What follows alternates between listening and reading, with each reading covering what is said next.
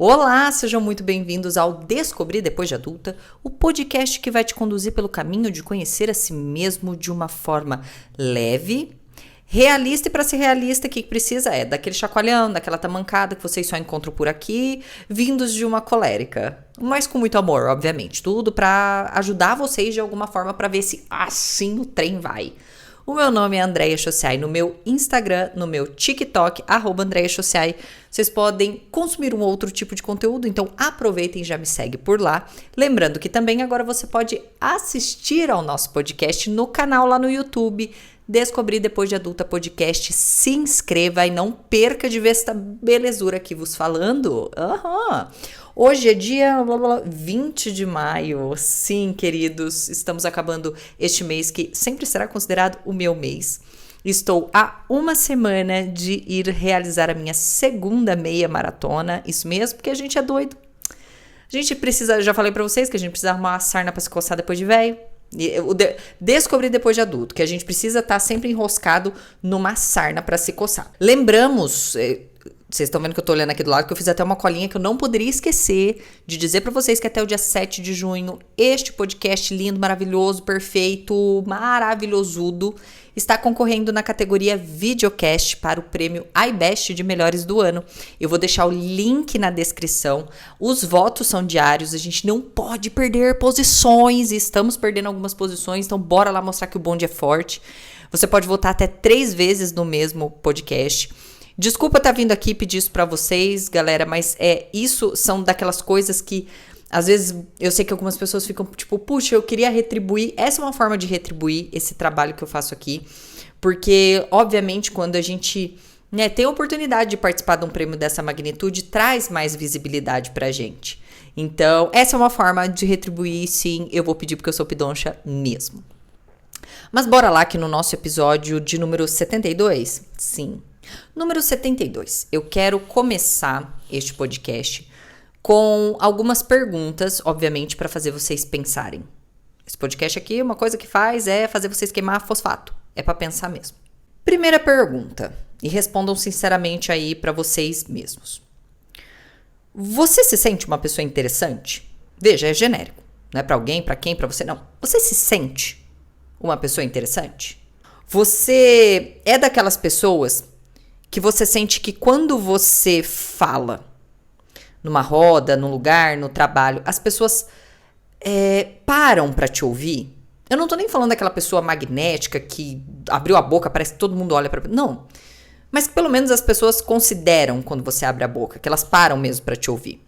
Que quando você chega num lugar que você não conhece as pessoas, você se sai bem. Não no sentido de virar, tipo, a amiga de todo mundo, sair conversando com todo mundo, mas pelo menos também não virar aquele bicho intocado no canto, querendo ir embora, não se saindo bem. Sabe, uma pessoa que, se minimamente precisar conversar com uma pessoa estranha, vai conseguir conversar com essa pessoa estranha? Pois é, por muito tempo eu não me senti assim. Por muito tempo eu não me senti, assim, uma pessoa nada interessante. Nada. Eu confesso que hoje, sim... E não é com soberba e nem um tipo de, se achar. Mas eu me considero uma pessoa interessante. Eu considero que hoje, quando eu converso com as pessoas, as pessoas, elas param e se interessam pelo que eu tô falando. E eu não sei, de certa forma, hoje eu me sinto tranquila em vestir a minha pele. Investir quem eu realmente sou, em ser a Andréia, em falar do meu jeito, em ser como eu sou. É estar confortável na própria pele, sabe? Mas por muito tempo não foi assim. Aliás, por muito tempo não foi nada assim. Na minha infância, eu era uma pessoa extremamente extrovertida, falante, muito falante, brincalhona, sempre com a molecada na rua, estourando o joelho e tudo mais. E quando eu fui para a adolescência, eu já disse isso em outros episódios, quando eu mudei um pouco o mundo onde eu estava inserido, que foi o momento onde eu ganhei uma bolsa numa escola particular e fui para perto de pessoas com uma realidade financeira muito diferente da minha. Eu confesso que eu fiquei um pouco, assim, um pouco não, muito acanhada. Eu me lembro, e é engraçado isso, mas eu tinha um medo. Eu tinha um medo muito característico todas as vezes que eu ia para um lugar novo. Fosse uma escola nova, uma igreja nova, fosse numa festa nova. Quando eu ia, eu tinha medo de cair. Não me perguntem o porquê da raiz desse medo, mas eu tinha medo de cair. Eu não sei, acho que era o medo de passar vergonha na frente dos outros. E eu me lembro que o primeiro dia de aula, né, nesse colégio novo, então eu tinha estudado até então só em colégio estadual, e quando eu fui para esse colégio novo, eu me lembro que eu fiquei assim, eu não dormi na madrugada, eu passava mal, falava, meu Deus, eu vou cair na frente de todo mundo, que medo, que vergonha. Então assim, eu carregava comigo um temor muito grande, e lógico, ali nas primeiras semanas eu fiquei muito silenciosa, muito quieta num canto e tal. Só que, de uma certa maneira, eu passei do ponto. Porque eu acho que eu tinha essa necessidade de ser descolada, de chamar atenção de alguma forma. E algumas pessoas, nesse caso, quando elas não se sentem muito interessantes ou elas não têm muita confiança, algumas pessoas se retraem. Mas outras pessoas, como eu gostava de me chamar de extrovertímida, eu começava a falar demais e eu perdia a mão. Então eu era aquela adolescente que eu falava o que não precisava, que eu me meti em muita enrascada por falar o que não deveria, por levar informações que não precisava porque eu queria ser aceita, porque eu queria ser gostada. Então eu ia lá, eu fazia leve trás, eu fazia fofoca, porque eu queria ser aceita. Eu queria ser aceita. Então eu vejo que assim, eu não era uma pessoa interessante, eu falava demais. Eu falava pelos cotovelos, e quem fala demais dá bom dia a cavalo. Então eu não era uma pessoa assim interessante. E digamos, gente, nenhum adolescente é de fato super mega interessante, porque a gente malemar tem visão de mundo, tá construindo os nossos valores, as nossas ideias, enfim.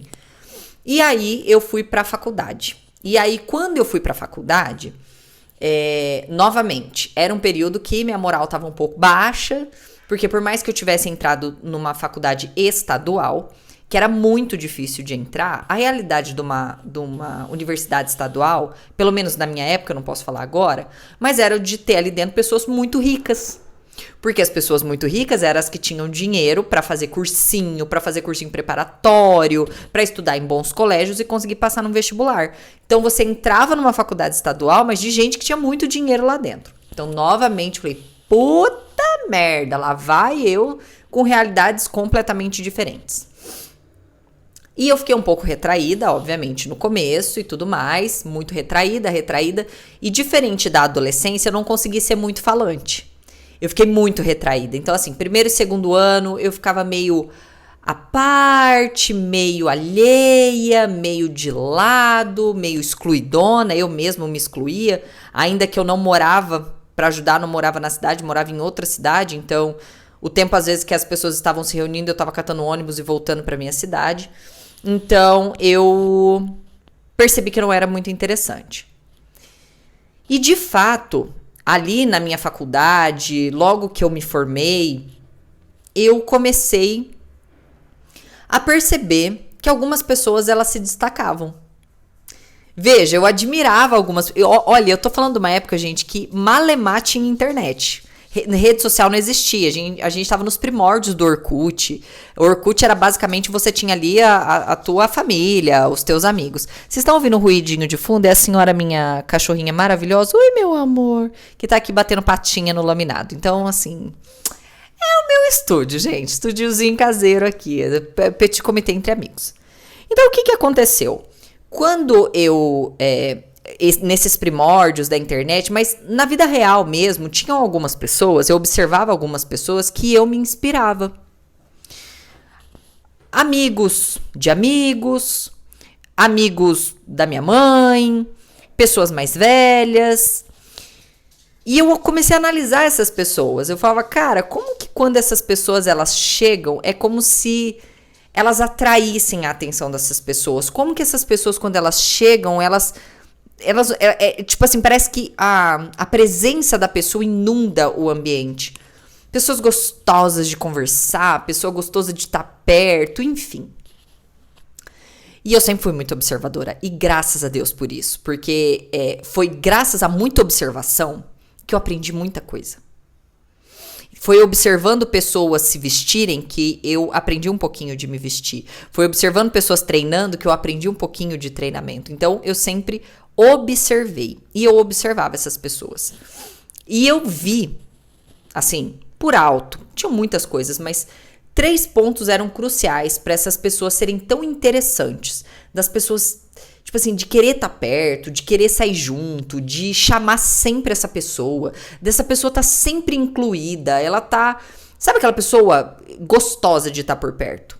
Obviamente, não pessoas que eram amadas por todos, obviamente não, mas que tinha essa presença, sabe?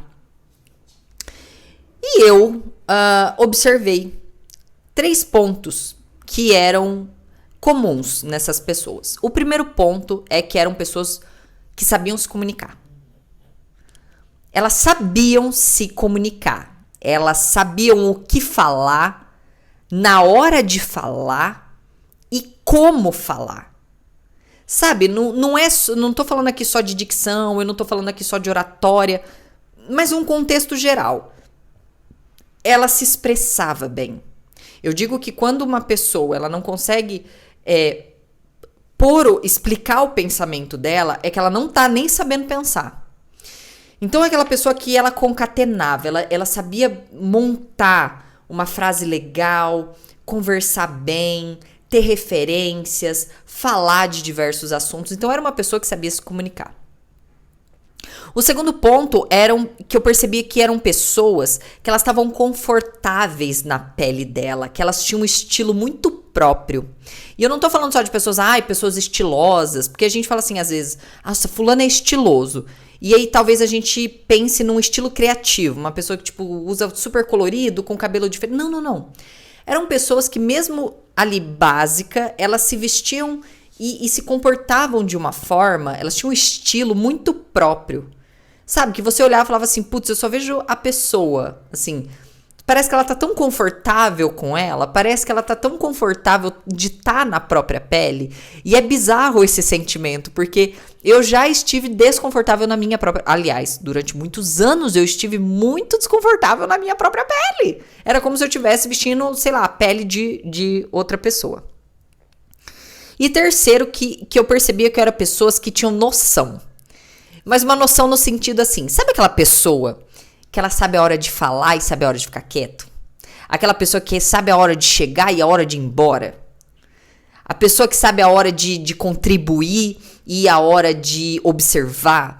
Sabe aquela pessoa? Eu não sei, são pessoas que não força a presença. Eu não sei que nome dá isso. Mas basicamente seria uma pessoa assim, que tem essa noção de colocar, é aquela presença que não é imposta. É uma presença que ela cai como uma pluma.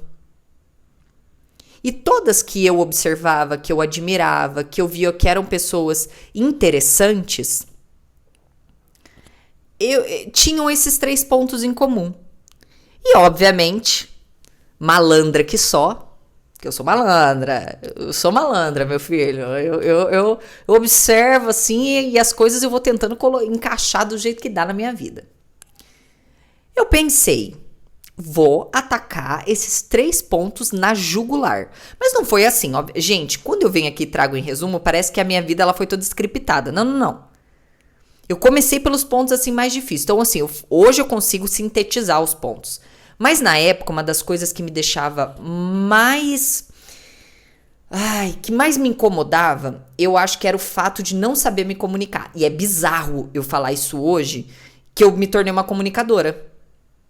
Eu consigo falar bem para vídeo, eu consigo falar bem para áudio, eu consigo gravar meu podcast, eu consigo me expressar, eu consigo pôr em palavras sentimentos, eu consigo expressar as coisas de uma forma que as pessoas entendam. Então é muito bizarro eu falar aqui para vocês hoje que o meu problema era a comunicação.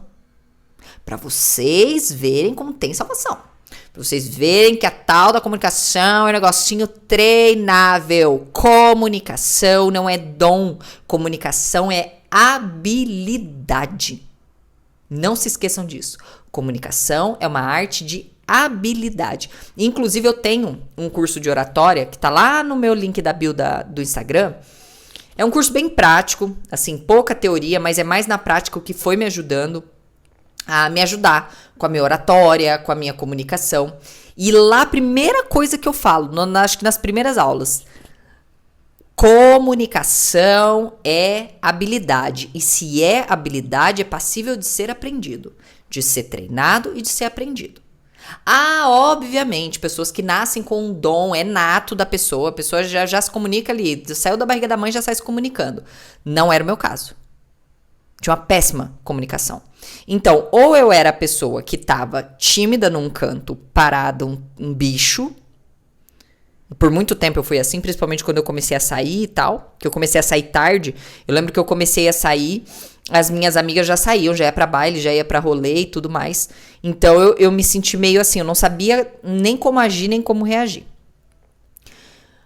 Então ou eu tava num canto ou eu tava falando demais, falando pelos cotovelos. E ninguém gosta de gente prolixa. Gravem isso, gente, se vocês têm que gravar um negócio aqui, ó, na mente de vocês. Ninguém gosta de pessoa prolixa. O que é uma pessoa prolixa? Resumindo, fala e não fala nada.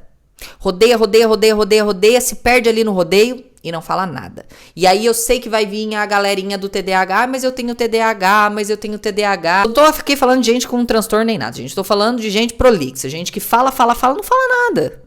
Que é prolixo. Tem pessoas que não é transtorno, é nada. Falam e não falam nada. E é horrível estar perto de pessoas. E geralmente essas pessoas, elas não têm um ponto final. Elas repetem o que você fala, elas falam e não acaba, você não consegue sair de perto da pessoa. A pessoa chega perto, sabe aquela pessoa que já chega perto e você fala, meu Deus do céu, a pessoa não para de falar, como é que eu vou sair de perto dela? Pois é, não é legal ser uma pessoa assim. Então eu era dois extremos, ou eu era um bicho dentro do toco, ou eu era a pessoa que tava e não tinha limite. Então eu tinha seriamente um problema com comunicação.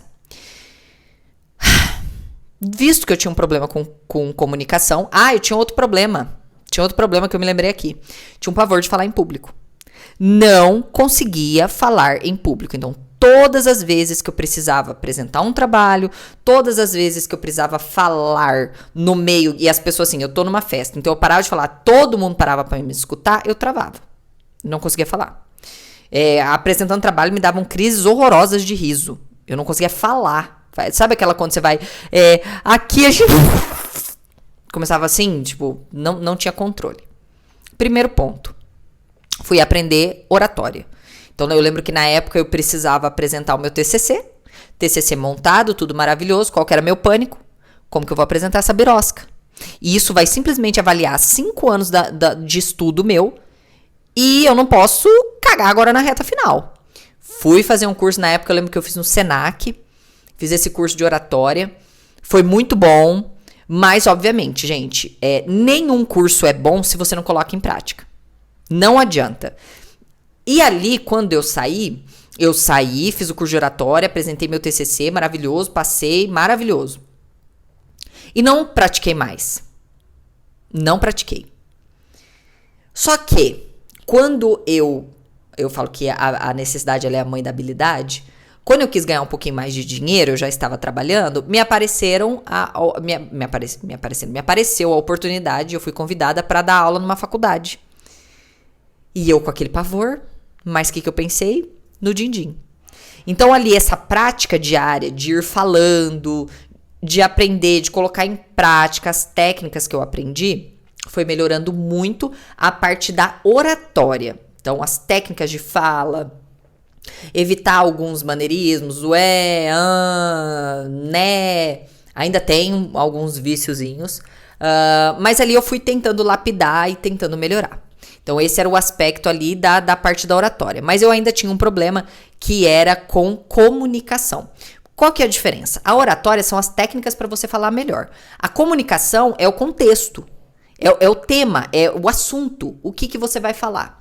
E esse eu vejo que é um dos grandes problemas de pessoas que chegam pra mim e falam assim, eu tenho dificuldade de falar, eu tenho dificuldade de me expressar, falta vocabulário, falta repertório. O que é faltar vocabulário, faltar repertório? É não saber que palavras, sinônimos, explicações utilizar. Então, geralmente, a pessoa ela acaba ficando com um vocabulário pobre. Então, ela não tem um sinônimo para usar. Então, às vezes, para ela explicar a mesma coisa, fica repetitivo, porque ela usa a mesma palavra, ela não sabe como colocar para fora. Ou o problema da falta de repertório. Por exemplo, vou te dar um exemplo simples, problema de repertório. Uma vez eu vi esse exemplo e nunca mais saiu da minha cabeça, que era uma pessoa que ela trabalhava lá e tudo mais, e o namorado começou a fazer tênis. E ela foi, e muito interessada, começou a perguntar pro namorado de tênis e tudo mais, como é que era a pontuação e tudo mais. Conhecimento que para ela era inútil. Veja, assim, ela não queria jogar, ela não pretendia jogar, mas ela começou a se interessar pelo tema. E veja, um dia ela estava num novo trabalho e um dos recrutadores e tal estava do lado e comentou algo de tênis. E ela usou o exemplo. É por causa disso, disso e disso. E deu uma explicação. E a pessoa, você joga tênis? Não, mas meu namorado joga e tal e tudo mais. Percebe como isso quebrou o gelo? E ela fala que, assim, isso quebrou o gelo, deixou ela mais tranquila pra entrevista. E, por fim, ela passou na entrevista. Então, quando a gente tem repertório, é justamente falar sobre diversos assuntos. Não é você conhecer profundamente sobre vários assuntos, mas ter uma ideia, ser uma pessoa curiosa, ser uma pessoa que lê, que se importa. Por exemplo, o Michael começou a jogar futevôlei. Eu não pretendo jogar futevôlei, aliás, tenho problemas seríssimos com bolas voando, tudo. Tênis, vôlei, futevôlei, ping-pong, tudo que a bola tá voando, gente, eu não tenho habilidade nenhuma com bolas, assim, não consigo. Mas eu sempre pergunto, o que é isso? Como que é o nome desse movimento? E tal. Então, se eu chegar hoje e uma pessoa começar a falar de futevôlei, eu não vou ficar com aquela cara de interrogação no meio da fuça e vou poder minimamente interagir com essas pessoas. Então, eu gosto de ser essa pessoa que sabe de muitas coisas, mas não tão profundo. Eu sei algumas coisas, as minhas áreas de atuação, eu sei profundamente. Mas o restante eu sou uma pessoa curiosa, então eu leio livros sobre as coisas. Já fiz curso de como fazer cerveja, para vocês entenderem, para ver o nível da minha curiosidade. Eu tô lendo um livro que é bem legal, e ele fala sobre... Ele conta a história de uma atriz, enfim... E ela fala da anorexia e da bulimia. E eu não sabia nada sobre assim, sabia muito vagamente. E ela dá muitos detalhes. Então é muito legal, tipo assim, poxa, aos 39 anos eu tô aprendendo coisas em detalhes, sabe? Tipo, porque uma vez se alguém lá pra frente conversar sobre isso, eu tenho um repertório pra participar das conversas. E isso acaba me tornando uma pessoa mais interessante. E não sempre aquela pessoa calada que fica ouvindo os outros porque não consegue contribuir. Enriqueça seu repertório, leia mais livros, sabe? Esse é o negócio da gente passar tanto tempo consumindo a vida dos outros e deixa de ser uma pessoa interessante porque não tem assunto. Porque poderia estar lendo, sei lá, um artigo, poderia estar assistindo um vídeo, explica um tutorial de alguma coisa, entendeu? Seja curioso. Eu vejo às vezes algumas pessoas, às vezes eu posto livro que eu ganhei lá, sobre o que é. Poxa, gente, dá um Google, lê uma sinopse. Eu tenho muita gente que quer ver. André, eu tô aqui printando todos os seus livros, eu já vou no Google, vejo o que é, leio ali uma sinopse. Se me interessar, eu compro, se não me interessar, não. Sabe, sejam essas pessoas mais proativas, vai atrás da informação, vai atrás de um tutorial. Esses dias eu queria fazer focaccia aqui. Eu assisti vários tutoriais da pessoa que faz com fermento X, com fermento Y, como que hidrata o fermento assim, como que faz assado. Esse hábito de buscar a informação te torna uma pessoa mais interessante. Passada essa minha era de comunicação, de repertório e tudo mais, veio a era do estilo. E aí eu tinha um problema gravíssimo, porque eu era a pessoa que ganhava roupa e não tinha dinheiro para comprar roupa. Então, até ali no colégio, ali na escola, eu ganhava muita roupa, né? E ia usando, minha mãe comprava aqui uma roupa aqui, outra ali, era o tênis que servia, a roupa que dava, enfim. Então, me vestir sempre foi algo muito complexo. E eu era muito alta, as calças não ficavam boas. Hoje a gente tem calça comprida, gente, mas na minha época achar uma calça que desce na minha perna de 1 metro, gente, era sempre assim, aquela calça de pular brejo. Então, por muito tempo, eu fiquei, depois quando eu comecei a ganhar dinheiro, comprando o que estava na moda, porque estava na moda. Eu gostasse ou não. E o que isso me gerou? um monte de roupa entulhada, um monte de roupa que eu colocava e não me sentia bem, porque não tinha nada a ver comigo. Gente, eu sou uma pessoa, depois mais tarde, estudando, indo atrás, eu fui estudar os estilos universais, os estilos. Então tem o urbano, tem o romântico, tem o elegante, tem o clássico e tudo mais. E aí quando eu fui estudar, eu fui achando ali os estilos, descobri que uma pessoa pode ter mais de um estilo. Então quando eu fui vendo aquilo ali, eu fui procurando na internet, no Pinterest, exemplos de pessoas desse estilo, exemplos de looks desses estilos. E eu mesma, e eu não digo isso com louvor e nem com muito orgulho, porque eu não me considero a pessoa que mais sabe se vestir na face da terra, eu sou a pessoa mais básica do básico. Eu não penso muito pra me ver, não gasto energia pra me vestir, infelizmente, eu deveria cuidar mais disso. Mas eu fui descobrindo e fui tentando melhorar, pelo menos na hora da compra. Não comprar coisas que porque tá na moda, querer usar, querer colocar, sendo que não tem nada a ver comigo. Então eu acho que quando você descobre que existe estilo, você primeiro para de gastar dinheiro à toa, porque surgia lá que nem teve, deixa eu ver, que moda que teve que não me pegava de jeito nenhum, tipo moda de tiara no cabelo. Meu, o negócio não tem nada a ver comigo, estampa de florzinha, gente, eu não sou nada romântica, nada. Então assim, mas eu comprava, porque, na época dos bolerinhos, lembra aquele bagulho cafonérrimo? Usei vários com babado, com coisa, gente, um negócio super romântico, não tinha nada a ver comigo. Aí eu olho as fotos, eu falo, gente, tá explicado porque eu me sentia horrível, não tinha nada a ver comigo. Então, estudem, sabe, sobre estilo. Comecem a na hora de comprar, não comprar porque tá todo mundo usando, mas será que aquilo tem realmente a ver com você? Será que você realmente gosta porque você gostou ou porque tá sendo exposto a muitas pessoas utilizando e acha que gostou? Acredito, isso vai ajudar muito o bolso de vocês também.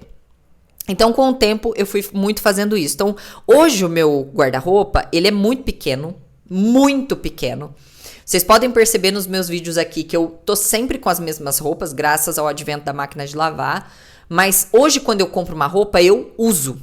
Eu uso muito essa roupa. Muito mesmo, assim.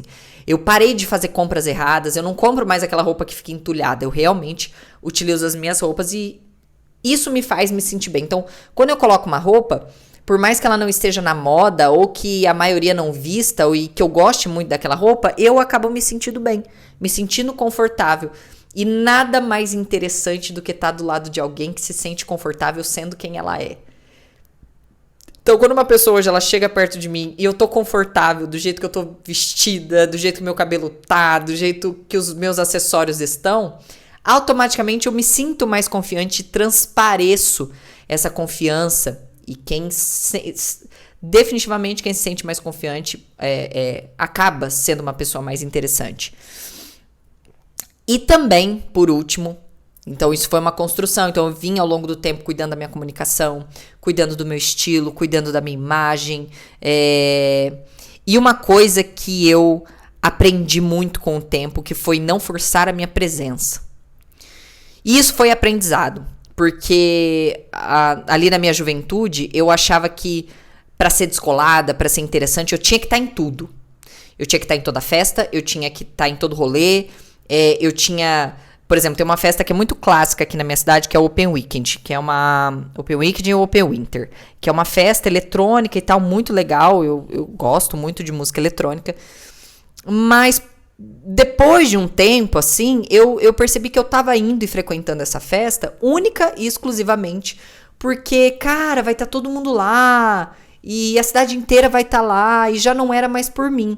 E eu acho que o forçar a presença, e não é só a presença física, mas é também a nossa fala, a nossa comunicação, é saber essa hora de, cara, eu não preciso estar presente em todos os lugares para ser presente.